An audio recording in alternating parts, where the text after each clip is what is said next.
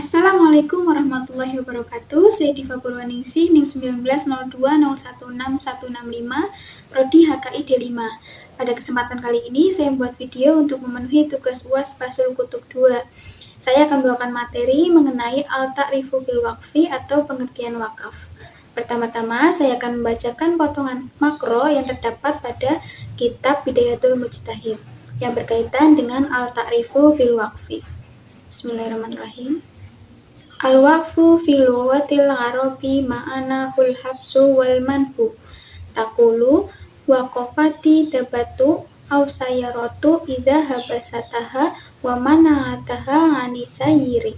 Wa taqulu waqafati dharo idza man'ataha minat tamliki bil bayahi wal hibati wal irsi wa ghairiha.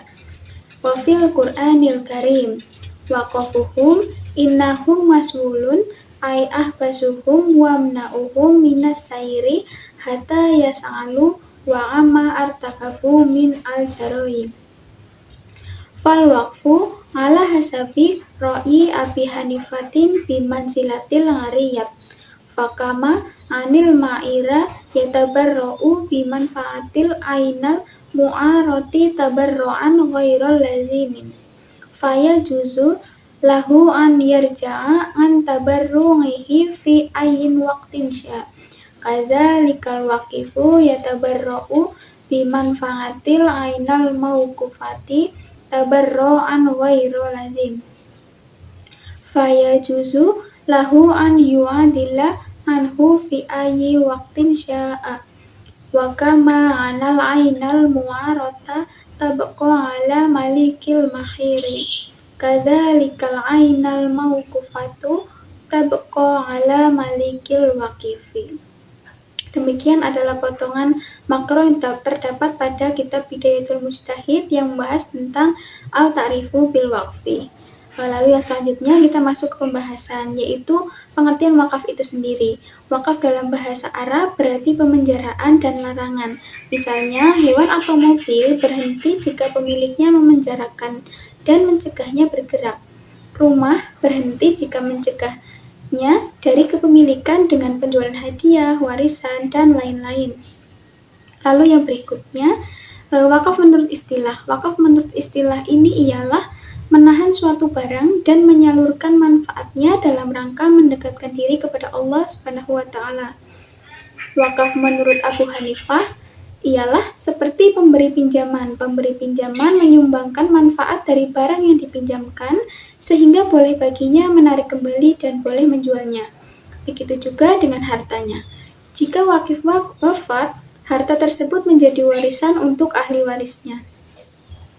Dijelaskan pula wakaf dilengkapi dengan harta yang diwakafkan tetap berada di tangan wali untuk mengurus urusannya dan dapat diserahkan kepada wali dari wakaf untuk dibagikan 1/4 kepada orang yang berhak.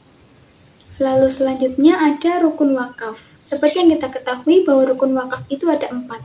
Yang pertama, wakif atau pemberi wakaf. Yang kedua, mauquf atau barang yang diwakafkan. Yang ketiga, mauquf alaih atau penerima wakaf. Dan yang keempat ialah sihot atau ikrar wakaf. Ada beberapa ulama berbeda pendapat mengenai wakaf.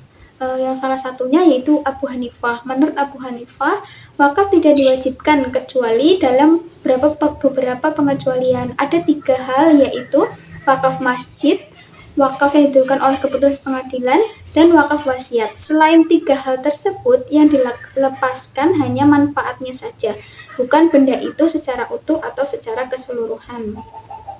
Saya akan memberikan beberapa contoh kasusnya, yaitu misalnya yang pertama di kasus wakaf masjid. Yang pertama, menjadikan sebagian dari tanahnya masjid dan memberi wewenang kepada orang muslim untuk sholat di dalamnya. Maka dalam kasus yang demikian, wakafnya itu bersifat wajib. Lalu yang kedua, dalam kasus wakaf yang ditentukan oleh keputusan pengadilan. Hal ini terjadi apabila terjadi sengketa harta wakaf yang tidak dapat ditarik lagi oleh orang yang mewakafkannya atau ahli warisnya, dan pengadilan memutuskan harta tersebut menjadi harta wakaf.